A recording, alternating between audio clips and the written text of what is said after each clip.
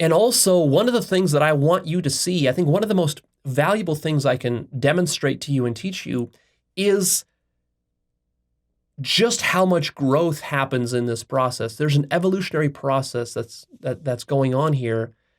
And it's one thing to learn from a teacher who's like 70 years old and has gone through the entire evolutionary process, but you saw none of it. All you see is the end result. Some old guy sitting on a chair, like Eckhart Tolle, teaching you about awakening, and you don't see any evolution in him because, he's very old, he's very mature. That's not a criticism of him, great, good. But that can give you a distorted picture of what it's going to be like for you. For a lot of people, it's going to be hard to even resonate with someone like Eckhart Tolle because he's just this like soft-spoken, humble, quiet little, German gnome-looking man sitting on a chair, softly, slowly speaking to you. He's not really kind of like matching the culture you grew up in, the kind of friends that you probably have, the way that your intimate relationships are, the way that your family situation is, where you're yelling at each other, fighting with each other. There's a lot of drama going on. It doesn't match that.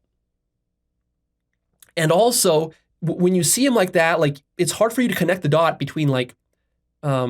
between where you're at right now, let's say in your 20s or 30s, and where he is in his 70s. It's like, what's going to be the process of getting you to that? What are all the intermediate steps you're going to have to go through? So with me, what you're getting, there's trade-offs, right? I'm not as mature as Eckhart Tolle.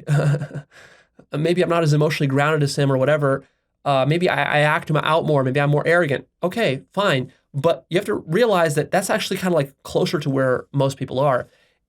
And also that's where you're going to be at my age. Most people at my age are going to be at that level or worse. And so what's going to be the process of getting to your highest self, to your most mature self?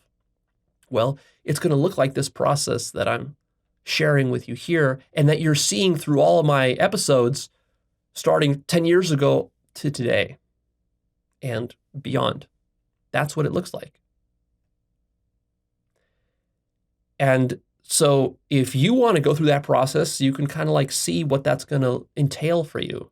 It's going to entail you going through a similar sort of process that I'm going through here and all the struggles that come with that. And also a lot of suffering and pain from looking at your own shitty behavior from the past. I mean, that's a lot of what this is. Like the way you improve yourself is you look back and you realize, oh, that was ugly. And I said this ugly thing and I did that ugly thing and I behaved in this weird way. Why did I do this? And why did I say that? It's like, oh my God, I'm ashamed of myself. It's like, it's embarrassing. It's cringy.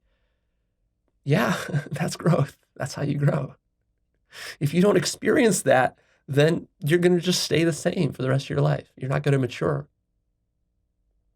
So it's very important to confront your mistakes, be honest with them, and then forgive yourself for them.